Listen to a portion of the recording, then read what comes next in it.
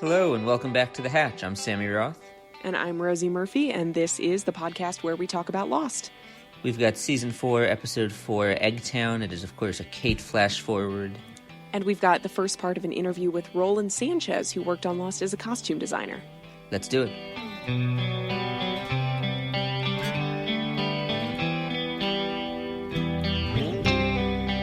As you know, we start each week with our hot takes on the episode of the week. Sammy, what is your hot take about Eggtown? So I know I've been a little bit of a broken record about this point the last few weeks, but I'm going to continue on it just because it continues here. Locke's leadership sucks. Have been so unimpressed, thoroughly unimpressed with Locke this season. I mean, this episode we get him kicking Kate out of camp because he's pissed at her. We get him sticking a grenade in Miles's mouth, which, like, while you could say it's a little badass, mostly which is how I thought about it in the past. This time I watched, like, that's really disturbing. Like, yeah, seems like there's a pretty good odds. It's very extreme, right? And a little bit sadistic. Quite sadistic, and it's also just like, don't you know there's a pretty good chance this is just going to kill the guy? Like, it's kind of amazing that Miles manages to keep his mouth clamped down on the thing for...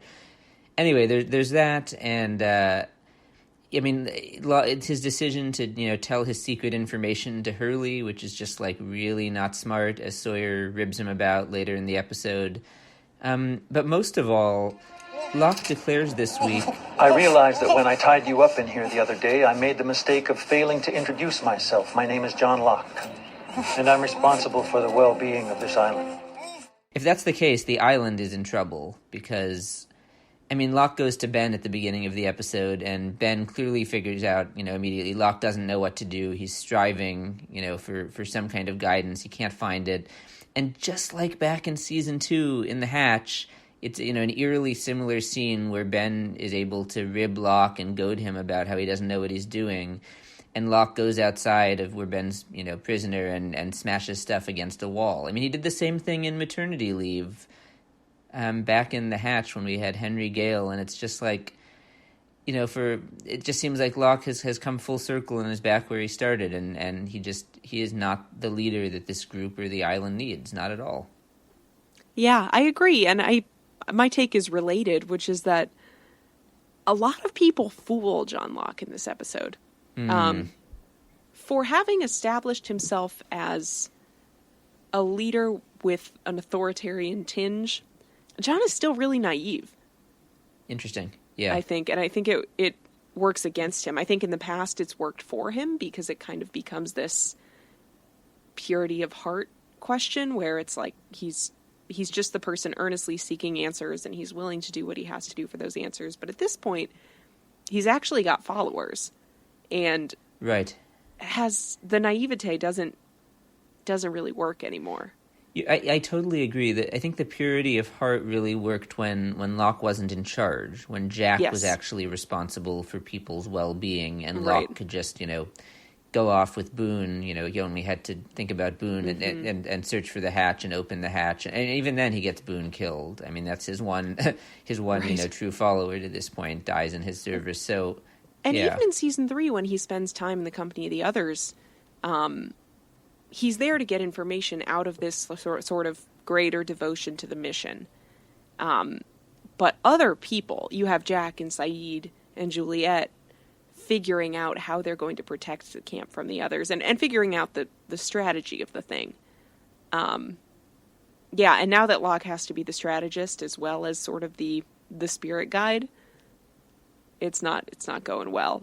And all of these people, I think we're hard-pressed to see evidence that anybody, except maybe Hurley, is here because they think that John is right.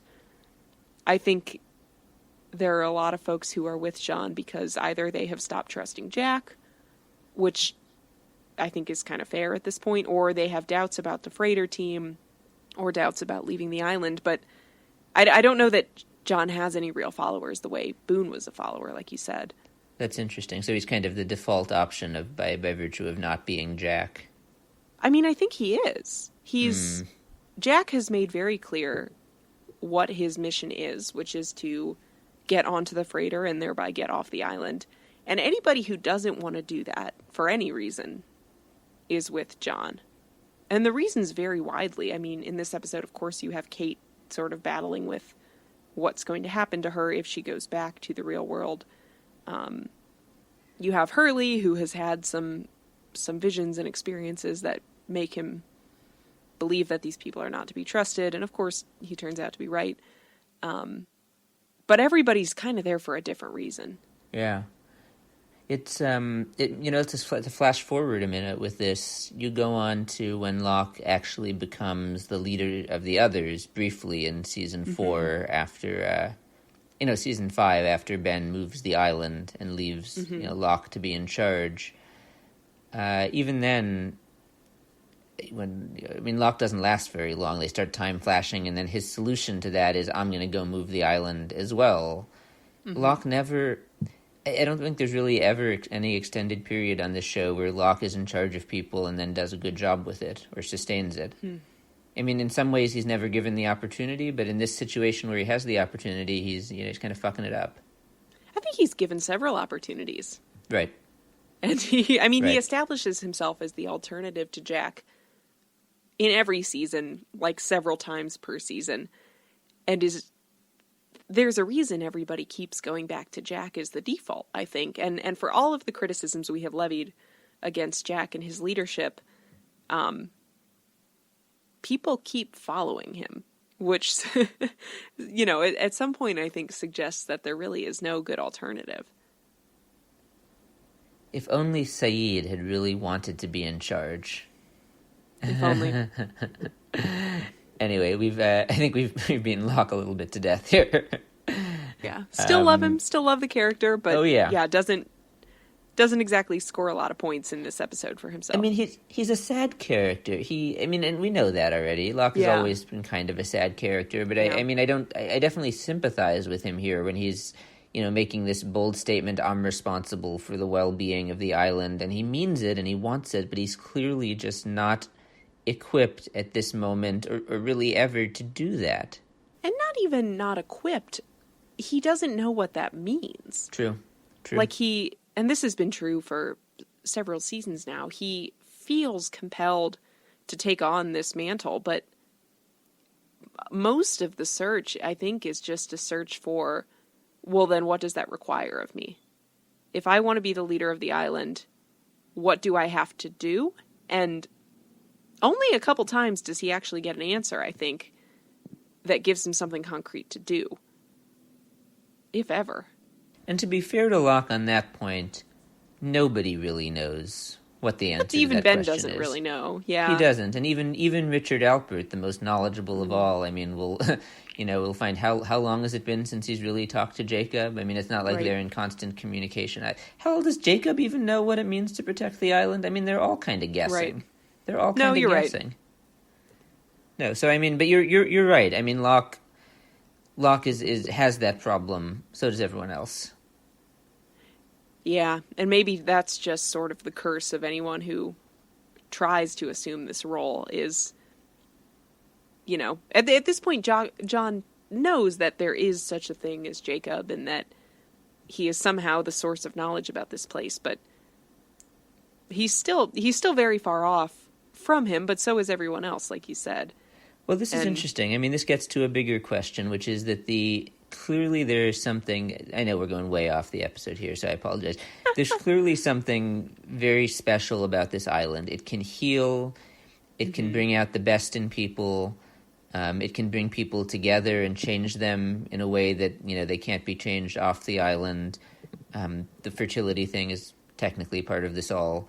Like, this island has special and magical qualities, but I would almost argue that no one up to and including, Jacob or the Man in Black, really know to a fine point what this place is or what it means. They just can all sense that it's different and unique and needs to be protected. But what does that mean? It's all kind of a work in progress, kind of guessing situation for everyone.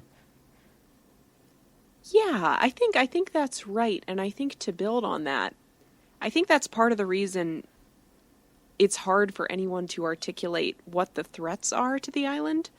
Like when the freighter team shows up, John consistently says these people want to do us harm. They're not here for good reasons. They're not here to save us. But it's so hard to articulate what harm to the island means when you don't know what good for the island means, you know? Yeah.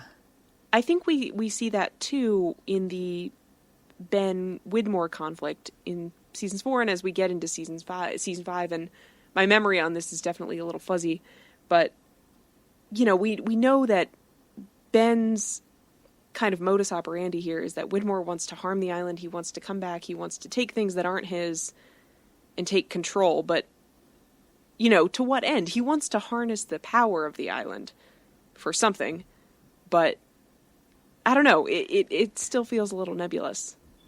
I think, you're totally right. What is harm to the island? It's an impossible question to answer. And Ben, in terms of Ben versus Widmore, I think that, I mean, in a lot of ways, they're the same. I think they both define harm to the island as harm to themselves. I mean, Ben thinks Widmore wants to exploit the island's powers in some way, again, nebulous, but so as to, I think Ben sees Widmore as, wanting to be in charge, wanting, the island to be his, his castle, his kingdom, for him to be the sort of special one who gets to, use the islands for his ends.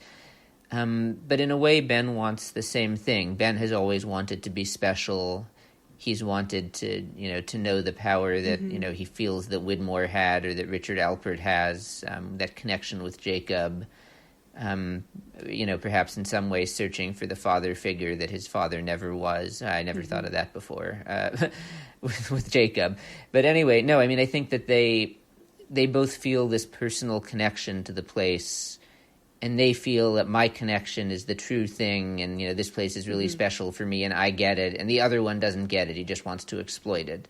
But I think we can put John in that category, too. Ooh, yeah. Harm to the island is harm to me because I am the bearer of this responsibility or whatever. Right. I understand this place, and most importantly, perhaps this place understands me. Yes. I mean, Locke had that experience of the island healing him. So, and to be fair to Locke, I mean, that's not something that, as far as we know, Widmore ever had. I guess Ben did, or Ben, something that Ben ever had either. So maybe Locke has some legitimate claim that they didn't have. But you're right. No. I think you're totally right. It's the same thing in the end. Locke feels like his relationship with the place is or should be special, and therefore it's his job. But he really has no idea. Huh. Wow, we really stumbled upon something there. How did we end up here in Eggtown? This is an episode about pregnancy and trials, and we're talking about the meaning of the island. Yeah. Anyway, speaking of pregnancy and trials. Right, main part of the episode. Right. So, you mentioned last week that you were not crazy about the on-island plot in this episode, as far as Kate and Claire and Sawyer and Hurley all kind of being neighbors on the island and how the Kate and Sawyer relationship plays out. But I hope you're going where I think you're going. Well, I just wanted to ask you if you still feel the same way and why. I do. But I want to contrast it. I loved the flash forward. Me too. I think this is a rockin' flash forward, and I think that's one of the reasons why I don't like the on-island plot so much, because it's just so much... It's so contrived. I mean, I don't know. This is one of the few times in Lost where I think there's a Kate Sawyer story and a Kate Jack story, and the Kate Jack story is the really compelling one, and the Kate Sawyer story is the annoying one, which to me it usually feels like it's the opposite. Yeah. The pregnancy scare storyline never made a lot of sense to me. It was sort of, briefly used at the end of season 3, when Kate was sort of challenging Sawyer to step up, and he had just killed Anthony Cooper, and he couldn't do it. Right, that was the make me a mixtape storyline, or what do you? Yeah, which is fine, but why does it keep having to come back? It doesn't. I don't know. It never seemed like it was all that significant to either of them. Very organic to me here. It feels like that storyline is almost entirely in service of the contrast with the flash forward. Yeah, and to sort of hit over the head the idea of Kate being a mother. Right. Which, frankly, you know, the flash forward didn't need. No, I agree. Yeah, and throughout the on island scenes too, you have Kate sitting with Claire and Aaron. You have, you know, Claire commenting that, oh, the last thing I ever thought I'd be good at was being a mom, and Kate saying, oh, I could never do that. And it does feel like it's laying it on a little bit thick. I actually liked the on island plot quite a bit because I enjoy the Kate, Sawyer, Miles, Ben machinations.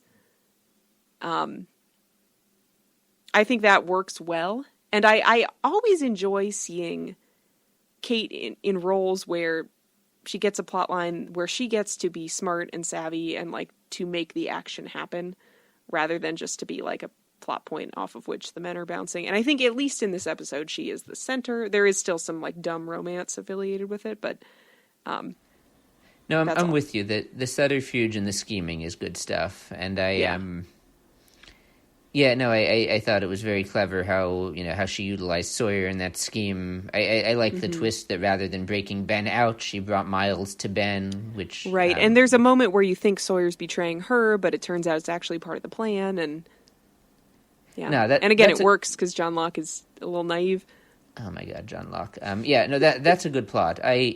Unfortunately, the stuff that I guess stood out in my mind in recollection is the scene where she and Kate have that fight, or she and Sawyer have that fight in Sawyer's house, which I just think is such an irritating scene. Like, don't get me wrong, I'm glad she slaps him at the end because he was being a giant asshole to her, but I also don't really understand what was going on there. Like, why were they both so worked up about this pregnancy thing? Like. Right. What's really going on in Kate's head here? Like, was she really upset that Sawyer made that comment, or is it something else? Like, I was just kind of like, what is happening?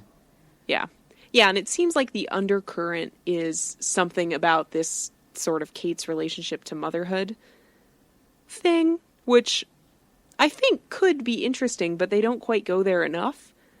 To me, it's one of the most annoying, like, Jack, Kate, Sawyer love triangle moments. Because I just really don't care. And I think it also feels a little bit annoying to me because we've already had 2 pregnancies, or 3 if you include sort of Juliet's on-island flashbacks.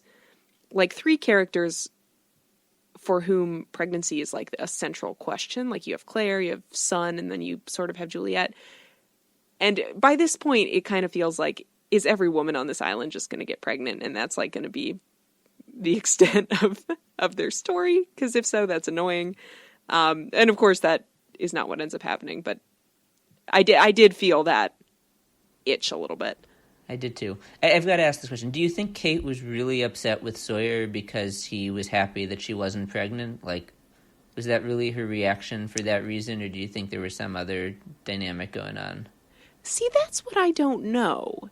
And I think you can read it both ways. One way is, Kate does have this very fraught relationship with her mother, who, not unlike all of the male characters in the show with their fathers, Kate loved her mom. They were close at one time. She killed her abusive stepfather in an effort to protect her mom. Her mom was not grateful for that, and in fact, she turned Kate in to the authorities. Like, all this stuff, where I could see an argument for, Kate has a lot of conflicted feelings about motherhood. Like, on one hand, maybe it's something she wonders if she could do better than her own mother.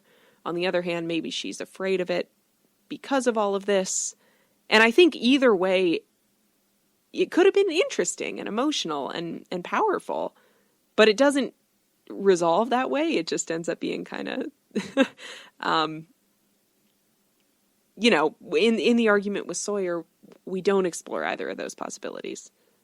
It's just, hey, you're being a jerk, which he was. Yeah.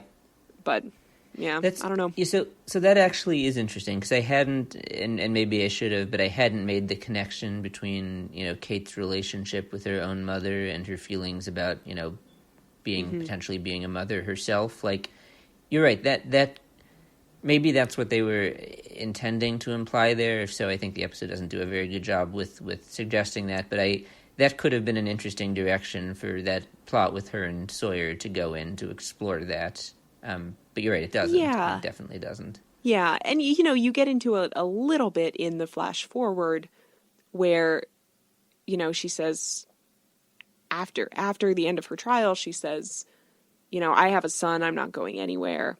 I need to protect him, X, Y, and Z, which does seem to suggest that she has sort of assumed the role of motherhood and it's become very important to her. And we don't really get into the contrast between her and her own mother. Like Diane, there's that whole scene where Diane agrees not to testify if she can meet Aaron. But they don't quite get into it the way I kind of hope that they would. Yeah. As long as we're talking about the flash forward, I did think that scene with her and her mother was such a powerful scene. Why won't you talk to me? Because, Mom, the last time I tried to talk to you when you got sick, when I risked my life to see you, you screamed for help and called the police. Please. Just to really, sort of feel that the betrayal that Kate still harbors toward her mom for turning her in, all these years later, and after she's survived a plane crash, and when her mom, comes to her and gives her this opportunity of, I'm not going to testify against you, which and her mom is sick too. And it's everything Kate would want. She really doesn't want to go to jail, and yet she still can't bring herself to let her mother, meet Aaron, her quote unquote grandson. It's very striking. Yeah, and I don't really know.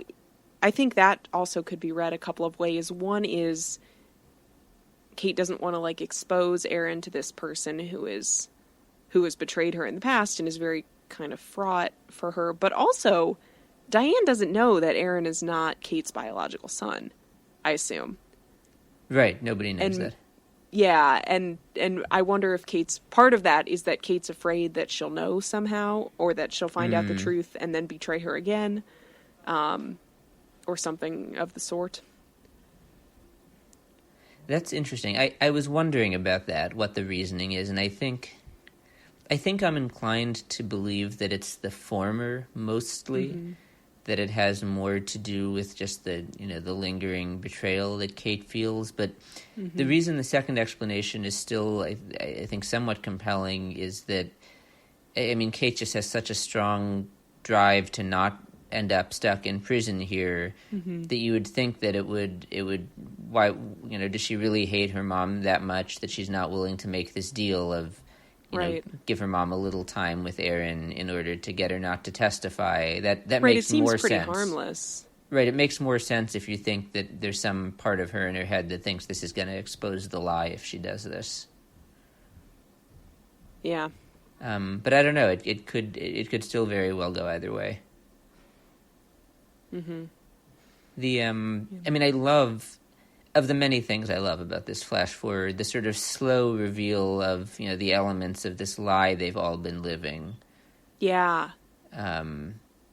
Which we've hinted at in Hurley's flash forward in particular. There's that exchange between Hurley and Jack on the basketball court, where Hurley says, "You think I'm going to tell?"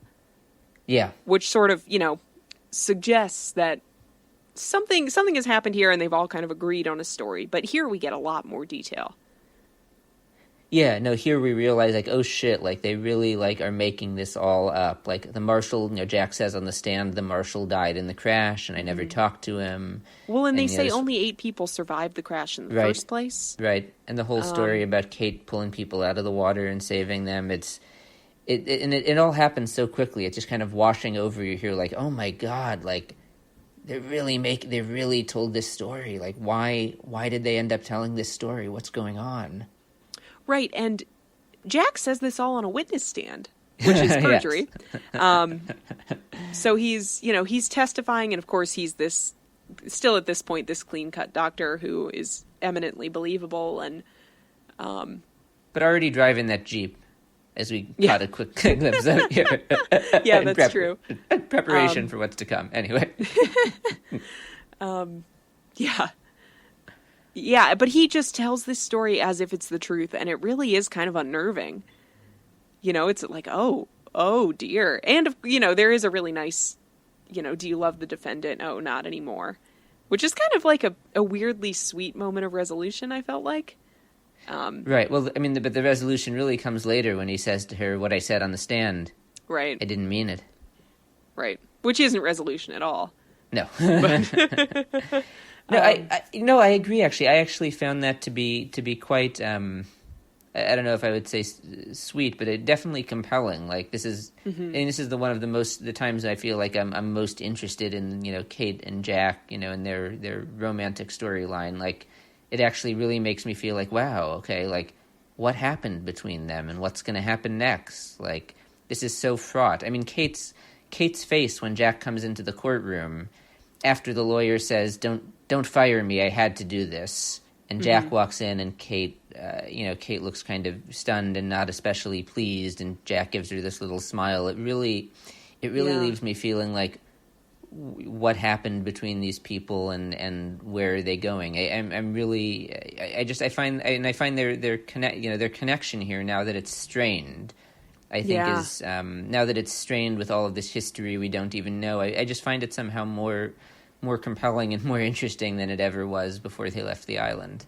Yeah, I agree with that. And I think part of what's happening here, I mean, as Jack is giving his testimony, Kate stands up and cuts him off, sort of in the middle of him telling this whole false narrative about the day of the plane crash and everything. And I wonder if the reason she didn't want Jack to testify was she didn't want him to have to tell this whole story.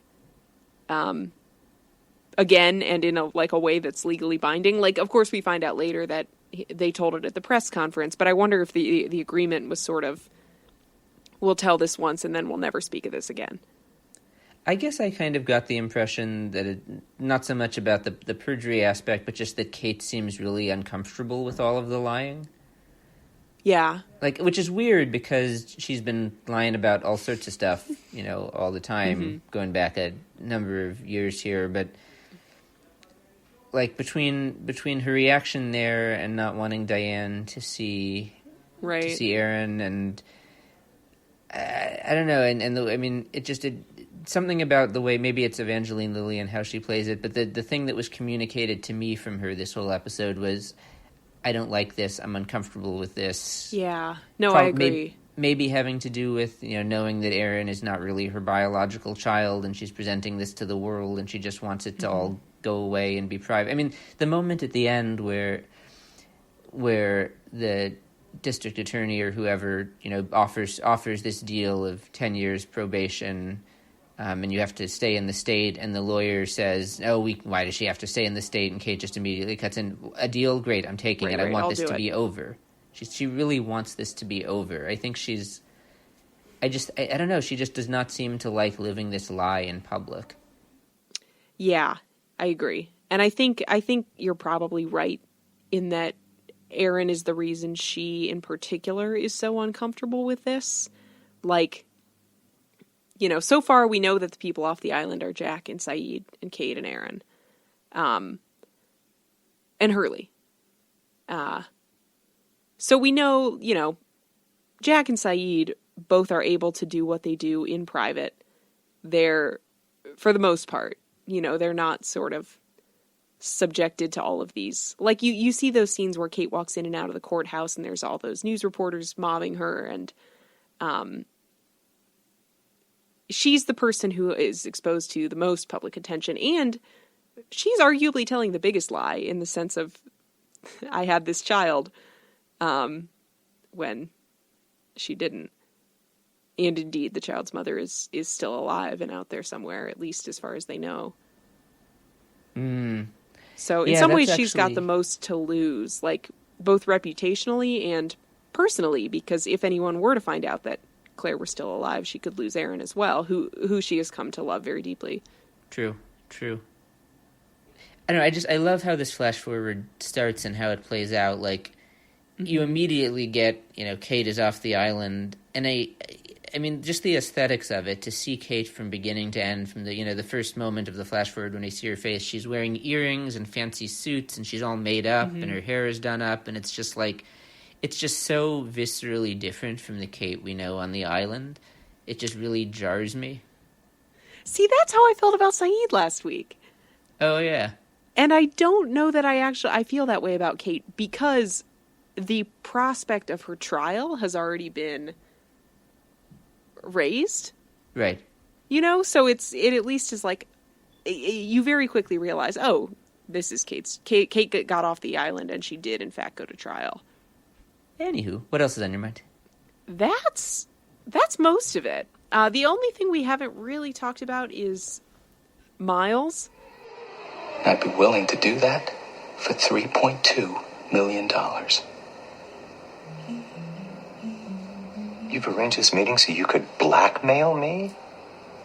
It's extortion, if you want to get technical. 3.2. Why not 3.3 or 3.4? It's Which a great sort of line. It is a great line, and it opens. I think it kind of leaves us with the biggest question mark going into next week, in terms of what is this about? Why does Ben have access to this much money? Why does Miles know that? What is Miles trying to get here? Is Ben going to be able to deliver? And of course, he sets this timeline of 1 week, which we know is going to pay off at some point in the future. I don't know. I think, like, storytelling wise, that's a very fun setup, and I look forward to seeing how it resolves, because I like all the players involved so much. I think that just like last week, like I continue to be, or confirmed dad, excuse me, I continue to just be impressed with how fun a character Miles is and how he elevates every scene that he's in. Yeah. Do you have anything that's different in hindsight?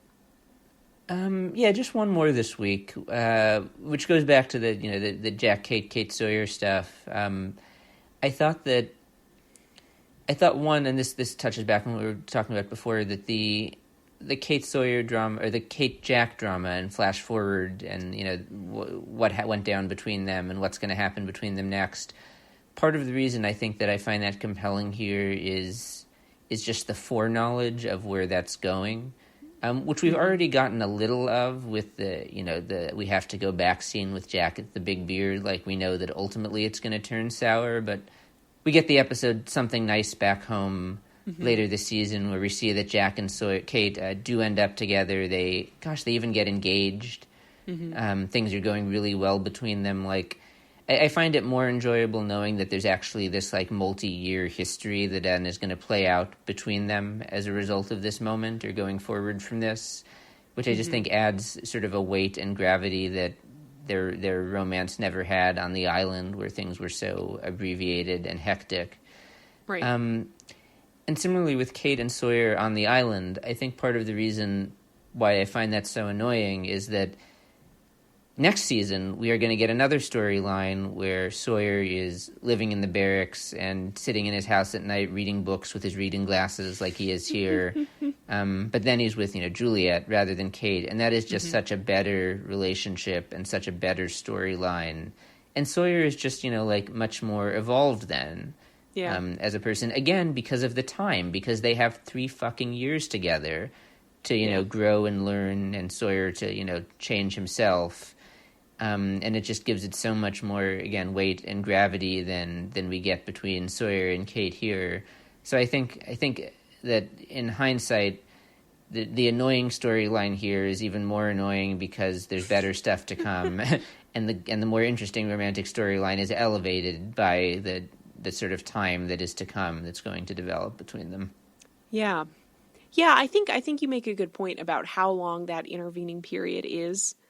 That also helps me think about last week's episode in a different way, knowing that particularly with Saeed's flash forwards, we learn about Saeed working as Ben's assassin and working his way down the list before we learn about the fact that Nadia has been killed, which happens much earlier in their time off island. So, maybe within that first year, you get Kate's trial, you get Nadia's death, a couple of other things. And then you have all this stuff that happens later after time has passed. And we're starting to fill in those pieces, although we still don't have a ton of guidance on it. But yeah, it is helpful to think of it that way. And we're still going to be filling in those pieces well into season 5. Yep. Yes, indeed. Seasons 4 and 5 of Lost, how they structure the story is so impressive. It's really something. I love it. But we have a costume designer. We have Roland Sanchez, who is in charge of the costumes for Lost. We do. We spoke with Roland, again, in spring 2020, so this is while everyone is in their homes due to COVID-19. He was the lead costume designer, so he had a whole team of folks who did things like aging and dyeing outfits, which I knew nothing about, but we'll get into that more. We are here with Roland Sanchez. He was the costume designer on Lost from near the beginning of the show all the way through the end. Roland, thanks very much for being with us on the Hatch Podcast. Absolutely. Thanks for having me. I love to start at the beginning. A very good place to start. How did you get involved on Lost? I had just gotten back from doing a film in Europe, bought a house, and I think I was in it for maybe a week, and I got a phone call from the new costume designer. They were starting their 6th episode with a new designer. He called me to come and see if I could come for a few months to supervise. He said, 3 months. And I thought, I can do 3 months in Hawaii. So I went over there, supervised the show, and then it turned out to be 6 years. So before we get too much into the show, I feel like Rosie and I, neither of us has like a great sense of what the daily work of a costume designer is like. So could you just tell us a little bit about, what the day-to-day was like on Lost, who you were working with, what your responsibilities were, just sort of, what it was like on set for you? Those are the 3 very different things. Yes, 3 very different things. Start wherever you'd like, and we'll get more specific. The day-to-day, one thing that I think Lost introduced to television in 2004 was a show where people are stranded on an island, and the aging of costumes to make that organic to what you're seeing on screen. And our show was a huge amount of aging and dyeing. So, to make whatever T-shirt that Jack is wearing or Evangeline is wearing or whatever, to make it look real, like these people are stranded, like these people are going through the jungle, all that stuff. So a big part of our day to day was aging every cast member and every background actor's costumes. That was a huge part of our day, every single day. That's fascinating. How do you do that? It's a lot. And today, and I'm sure back then too, but we didn't have that opportunity to have an ager dyer. That's somebody specific to stripping the color out of T-shirts, reintroducing color to make it look worn, and then aging it. And a big thing is we would make oil rags with is it Murphy's? It's one of these dark furniture polishes, and there's movie dirt that you would mix it with, and everyone. It's funny because once the designer or a costumer, and everybody has aging rags. Light dirt, medium colored dirt, red dirt, brown dirt. It's all different ones. Everyone has their own. And once you make those rags, they're very personal. And you don't want to lend your personal aging rag out to anybody else because it's just perfect for you. You know what I mean? To age the T-shirt and all that stuff. It's very strange, but that consumed a huge part of our day. Aside from, shopping for the characters and fitting the characters and then, breaking the clothes up. But aging was a huge part of our show. And we had a fantastic, we didn't have an ager dyer. So a lot of it was our on-set costumers, Aaron and Susie. It was just like secondhand to them. You just age it. For what they were wearing on the island, do they mostly just stay in the same clothes the whole time? And is that different from what you usually do, where all the focus is on how the stuff changes and not, filling them out with new stuff? So that's an interesting question because they don't stay in the same stuff all the time. Okay. But one thing we do is, I made sure of is, whether you're changing Jack's T-shirt or Evangeline's T-shirt or her tank top or whatever it is, make sure that it's not so different than the previous one. So you don't take the viewer out of the situation and say, oh, Evangeline changed her tank top. No. So this show wasn't a costume television show. The costumes just help to tell the story. Do you know what I mean? It's not like other shows I've designed that are costume driven. This is not. This was more about, character development, character relationship, the mystery and all that. So Yeah. Yeah. I mean, I would like to think that this speaks highly of what you did, but I have no recollection of ever watching Lost and thinking, oh, so and so is wearing something new. I assume you don't want that reaction. Fantastic. Then we did it. But then, then you juxtapose that with when they're in their flashbacks or flash forwards or flash sideways or whatever. Then you notice that Charlie's in, his band wear and all that stuff. So on the island, he's in a raggedy T-shirt that has changed, but you haven't noticed that it changed. You know what I mean? Yeah. So we always strive for that. Were there any characters that you particularly loved designing or styling or aesthetically creating? I loved all the characters. Good answer. Well, it's true. We had challenging characters, but that would probably mainly be in the flash forwards or something like that. But I remember one in the final season.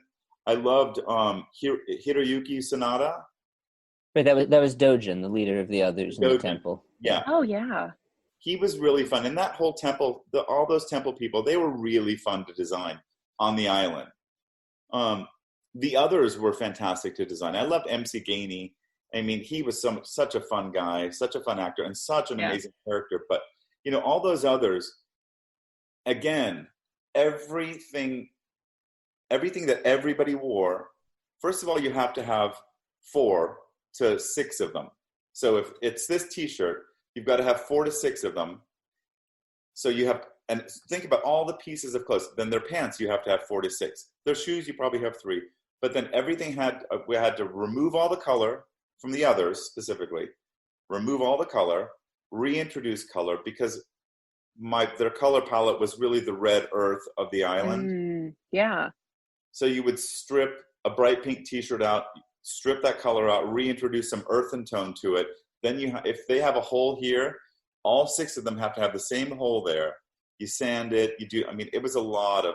You're talking about the others before we find out that they have like a fancy civilization. Correct. Like when they're walking through the jungle barefoot. Correct. Yeah. Correct. Okay. Interesting. You mentioned MC Gainey, and that for those listeners, that's Tom Friendly, who you'll remember we had on the podcast a couple of years ago. Who's a wonderful guy. He was a treat to talk to. Did you get to like work with the actors personally a lot? It sounds like you got to know them a bit.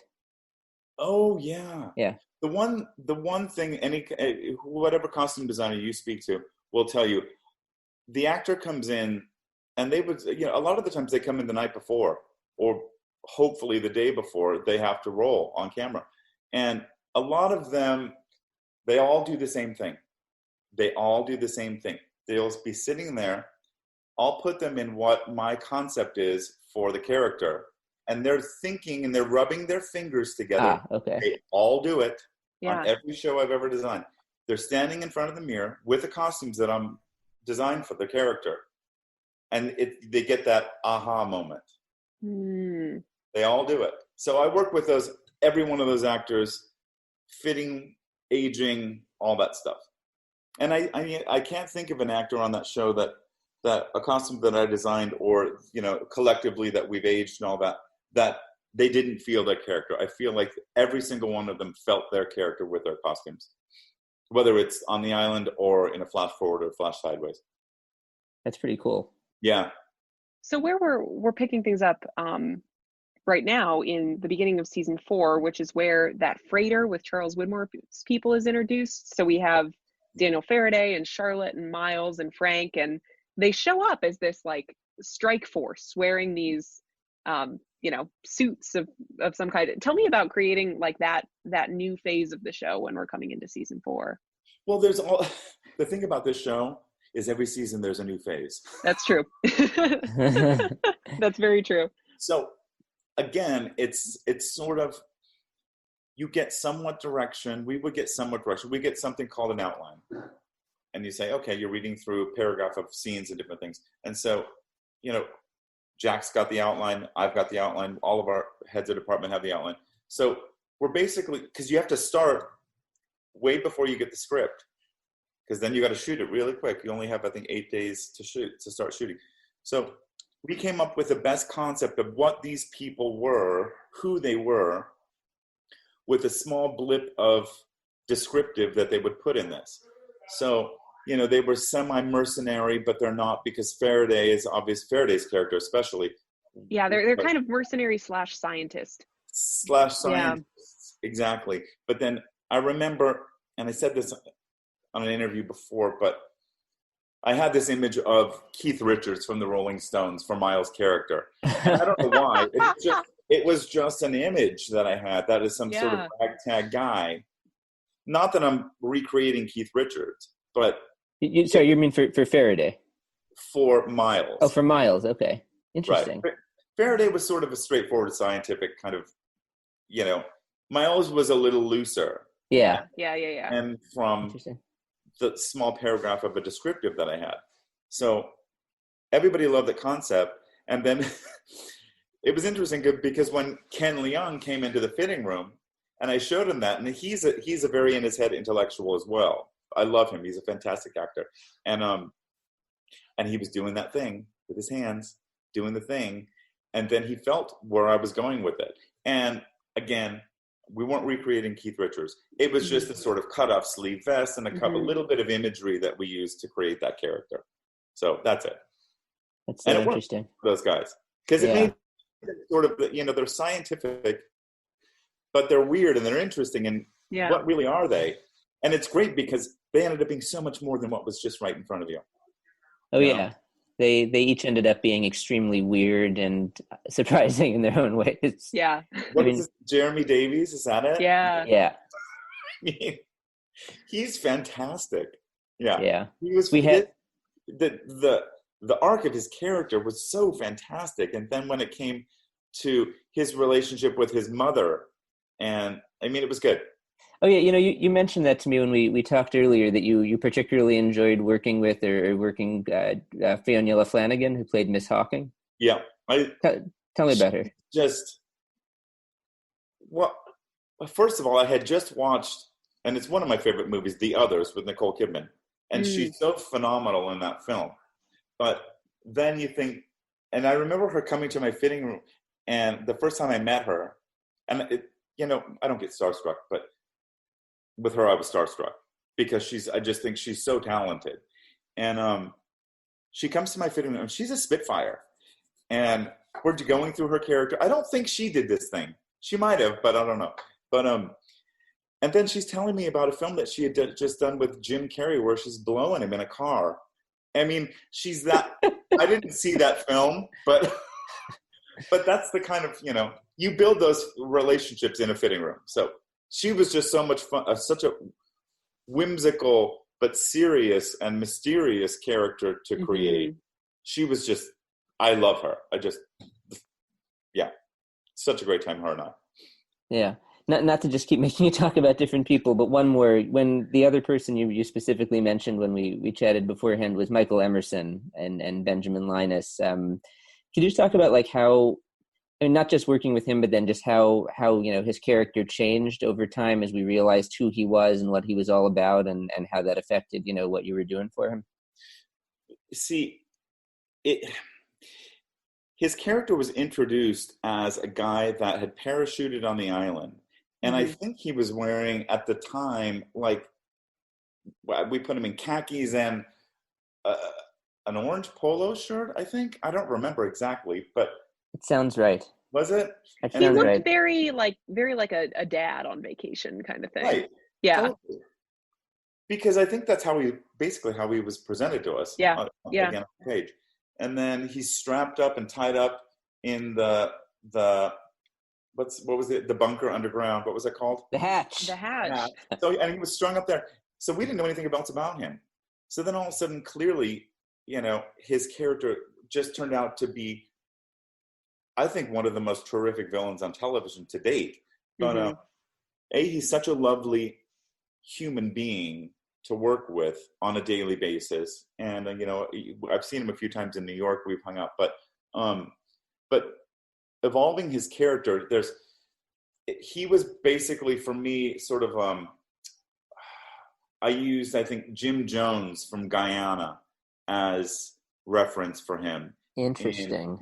Sort of like linen suits kind of thing, because it was sort of, he's in Guyana. It's the same sort of tropical weather and things. But that was my inspiration for him. Wow. Once I found out that he was the leader of the others, you know what I mean? So yeah, Guyana, those photographs were a big inspiration for me for his character. And then he appears to be civilized in this linen suit and sort of maybe a linen shirt or something, but he's sort of the devil incarnate, really. You know what I mean? Yeah. He was so much fun. And then when we're flash forwarding and you take him off the island and he's, wealthy, and he's and his interactions with Charles Widmore, I mean, it was all fun. That got to be a different stylistic change for his character. The Jim Jones thing is fascinating to me, just because if that was the way you were thinking about it, and then it turns out he is, of course, involved in a brutal mass murder. Yeah, exactly. Yeah. But it was. I can picture my boards now, and I remember having Jim Jones from and the whole Guyana massacre on the boards. Wow.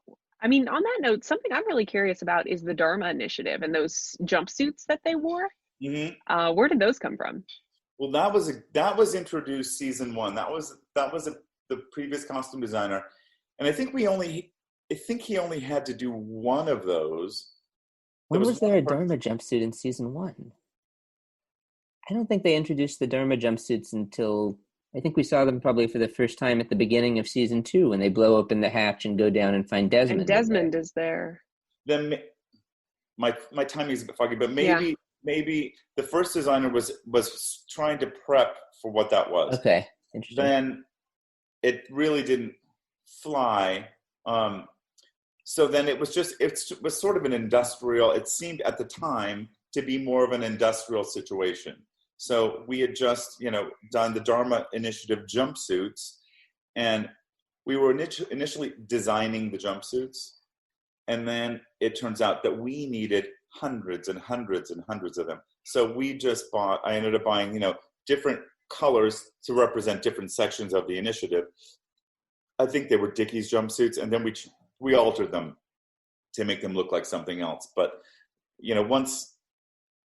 one thing that we were really proud of about this show is that we accomplished everything from the island of Hawaii for the most part. I didn't have shopping in Los Angeles. I didn't have shoppers in New York. We shopped everything basically in Hawaii. But when you do something like you need hundreds and hundreds of these jumpsuits with hundreds of patches made and all that stuff, then, you've got to do with what you're able to at the location and at the time. So I think Roland would probably agree with our take on the idea that Confirmed Dead should have been the premiere of this season, just with this notion that every season brought this different set of aesthetic challenges. And each season, and oftentimes within seasons, because you have all these flashbacks where you're introducing a whole new look of a certain, new members of the cast or a new place or something. And that's, I think, what we liked so much about the seasons 2 and 3 premieres. Agreed. And I not to put words in his mouth, but right. Probably you'd agree. I did enjoy the idea that Ben his look was inspired by Jim Jones, that he, appears to be civilized, that he's really the devil. It's kind of intense, but it works. It's really, really dark. Yeah. But Ben is, especially when we first meet him, the line from Ben to cult leader is not a ridiculous comparison to draw. As we get to know him more, he becomes more fully fleshed out, but I think he becomes more and more like a cult leader the more we see of him. Up to a point. Fair. Up to a point. We'll be back next week. We will be watching The Constant, and as we mentioned last week, we have a very, very exciting interview coming up next week. Yeah, we talked with both Henry Ian Cusick and Sonia Walger, who of course played Desmond and Penny. All 4 of us together talking in great deal about this episode, so it's going to be a pretty long episode of The Hatch, but I hope that's okay. Oh, yeah, no, you're not going to mind. Until then, come follow us on social media if you'd like. We're on Twitter at The Hatch Podcast, Facebook.com/The Hatch Podcast. We haven't mentioned this in a couple weeks, but since we've got The Constant coming up, what the heck? If you would ever like to call and leave us a hot take, you are welcome to do so. The number for that is 9546-DHARMA. Again, that's 9546-DHARMA. Yeah, call us, leave us a brief voice message, and we'll play it on the show. If you'd also like to rate and review us on Apple Podcasts or your podcast app of choice, we'd greatly appreciate that. Our cover art is by Danny Roth. Our theme music is by Andy G. Cohen. We'll see you next week. Namaste.